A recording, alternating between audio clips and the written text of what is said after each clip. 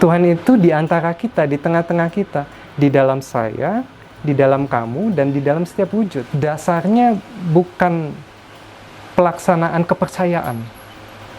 Dasarnya bukan saya percaya A, percaya B. Bukan. Agama asli itu prinsipnya adalah upaya mengenal diri sejati kita. Misalnya bicara tentang meditasi ya, Abah ya. Kira-kira kenapa orang itu harus bermeditasi gitu? Kira-kira alasannya apa? Saya mau menjernihkan dulu makna mengenai meditasi. Karena meditasi ini sering diantagonistikan ketika berhadapan dengan syariat agama tertentu, sering menjadi hal yang antagonis. Atau meditasi punya kesan seperti ayo buka-buka cakra, ya, aura bagus, rezeki lancar, ya, gitu. Nah, saya mau meluruskan itu dulu supaya pemahaman kita tentang meditasi itu bisa baik. Sebetulnya tidak ada pertentangan antara meditasi dengan syariat beragama. Karena kalau saya bicara misalnya syahadat, prinsip dari syahadat itu adalah bersaksi.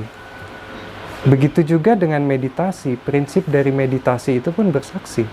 Coba Anda sebutkan, kalau Anda Islam itu kalau bersyahadat kan, saya bersaksi bahwa tiada Tuhan dan selain Allah. Kata kerjanya adalah bersaksi. Begitu pula dengan meditasi. Meditasi prinsipnya adalah bersaksi.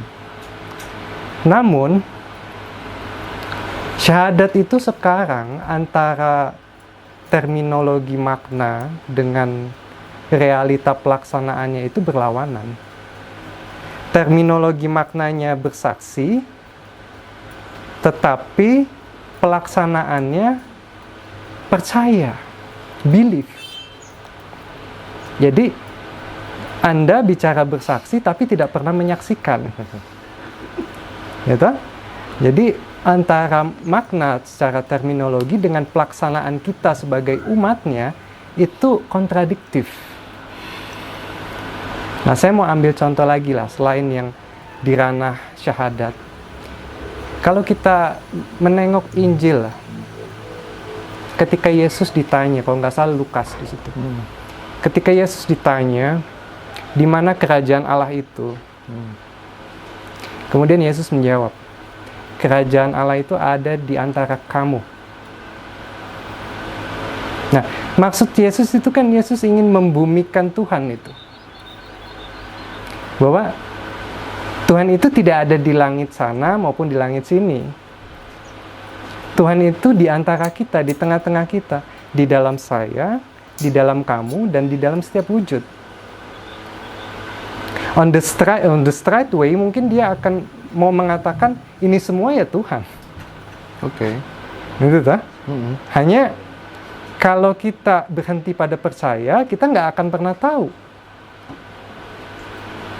Maka, you have to start your own discovery. Kita harus mencari, mengalami sendiri. Kita dapat experience-nya langsung. Nah, jadi kalau berhenti pada percaya, kita tidak akan pernah tahu. Nah, Mas, percaya itu tidak akan memberikan kita apapun.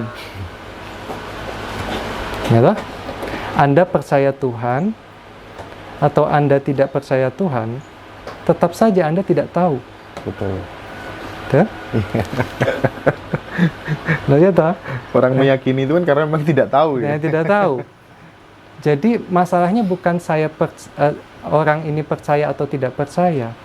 Anda harus berangkat dari tidak tahu menjadi tahu. Untuk menjadi tahu, Anda harus mencari. Nah, problemnya di sini adalah ada istilah begini. Man arafa nafsahu faqad arafa rabbahu. Kamu mau kenal Tuhan, ya kamu kenali dirimu. Ya toh? Jadi sebetulnya real authentic religion, agama asli, itu dasarnya bukan pelaksanaan kepercayaan.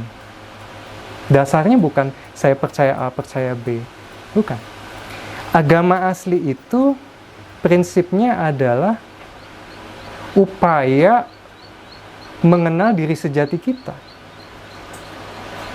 Jadi real authentic religion itu tidak menjawab pertanyaan tentang apa itu Tuhan, di mana itu Tuhan, tidak.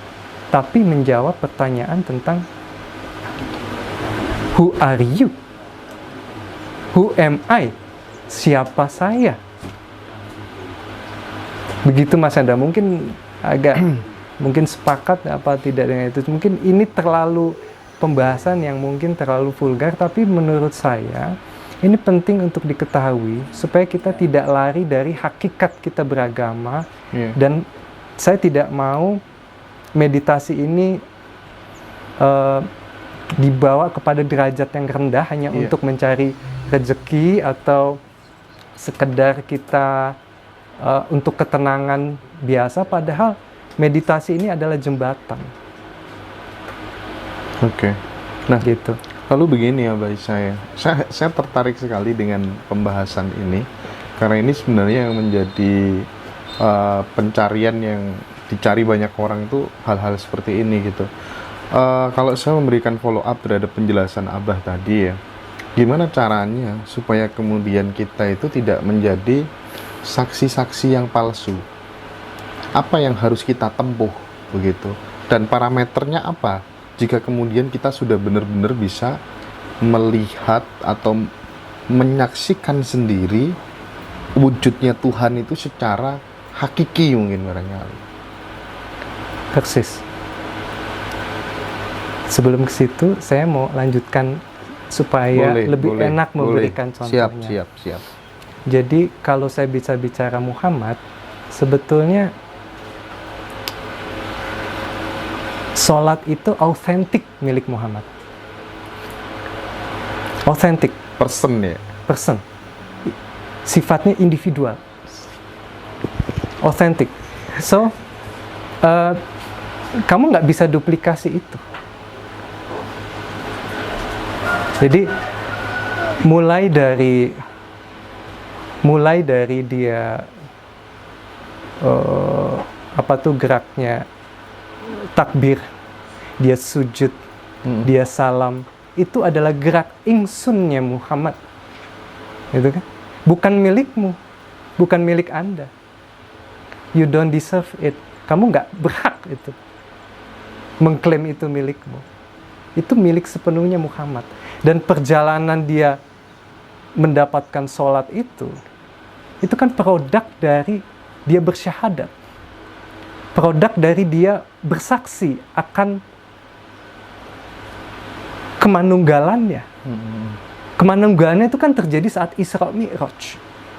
Apakah Anda melalui Isra Mi'raj? Kan pertanyaan begitu. Iya toh? Kita tidak mengalami Isra Mi'raj. Jadi Isra Mi'raj itu kalau saya gambarkan adalah secara spiritual peristiwa peleburan diri Muhammad kepada Tuhan. Kalau bahasa ma'rifatnya adalah nyawiji. Jadi kalau itu autentik milik Muhammad, sementara kita lakukan ini, mohon maaf, Anda hanya meniru. Sekalipun itu ada manfaatnya untuk Anda, tapi itu bukan milik Anda. Itu. Lalu peristiwa Muhammad meleburkan diri tersebut secara spiritual bisa saya katakan Muhammad meleburkan diri ke dalam keheningan, ke dalam keasunyatan, ke dalam kekosongan, ke dalam suwung, nothingness. Jadi ketidakterhinggaan.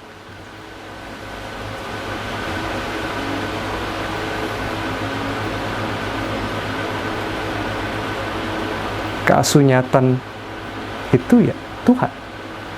Tuhan itu adalah keasunyatan. Dari keasunyatan itu kemudian meledak, melahirkan keberadaan, ada ruang, ada waktu, ada Anda di sini dengan saya, ada alam semesta. Nah, bisa saya katakan alam semesta adalah wujud dari Tuhan. Yang mana rahimnya adalah keasunyatan, kekosongan, suwung. Maka dari itu, meditasi itu biar nggak halu, tadi yang Mas Hendra bilang, biar nggak katanya, biar nggak berimajinasi, ya harus kita pulang kepada hening, kepada suwung. Karena selain suwung, itu cuman terjemahan pikiran. Kamu mau tahu Tuhan, Anda mau tahu Tuhan, tapi tanpa mendalami suwung, tanpa masuk ke alam keasunyatan, akhirnya Tuhan Anda tuh hanya Tuhan terjemahan pikiran. Konsepsi pikiran, citra dari pikiran. Bukan Tuhan yang sebenarnya. Tapi kalau Tuhan yang sebenarnya pasti suwung. Kalau Anda sudah suwung, Abah sudah suwung, Anda sudah suwung, kita tidak akan pernah berdebat lagi tentang Tuhan. Gak ada lagi Tuhan saya, tangannya dua ada di atas langit atau di barat. Tuhannya Anda ada di timur, rumahnya di sana. Tidak ada perdebatan lagi. Keasunyatan ya keasunyatan, suwung ya suwung. Nah, untuk menuju kepada suwung itu, kepada keasunyatan itu, kita perlu alat. Alatnya itu adalah samadhi, meditasi. Hanya alat. Satu-satunya alat ataukah ada alat-alat yang lain? Kalau saya bisa bilang ya satu-satunya alat. Satu-satunya alat. Karena apa? Karena prinsip samadhi yang tadi bersaksi itu membuatmu menjadi manusia yang otentik. Karena hening itu, Mas. Hening itu adalah fenomena di mana indramu terlampaui. Pikiranmu terlampaui. Perasaanmu terlampaui. Sampai akhirnya ruang dan waktu itu pun terlampaui. Dan di saat itu, tiba-tiba, seseorang bisa menjadi penyaksi seutuhnya. Atau kalau istilah syahidah. Syahidah seutuhnya. Dalam alam itu. Nah, untuk menuju ke sana, ya orang harus bermeditasi. Tetapi dengan kualitas yang meditatif. Belum tentu saya begini,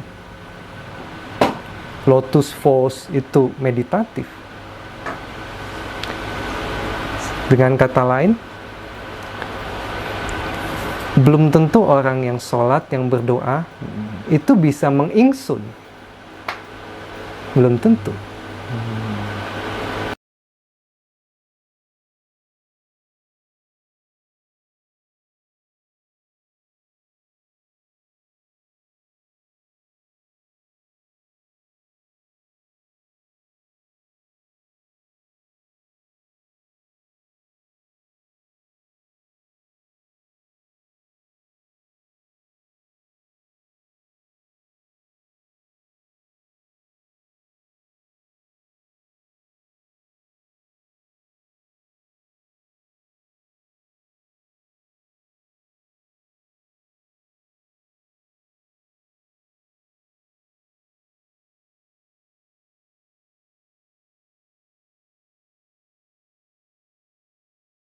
tadi yang Mas Hendra bilang, Iya. biar nggak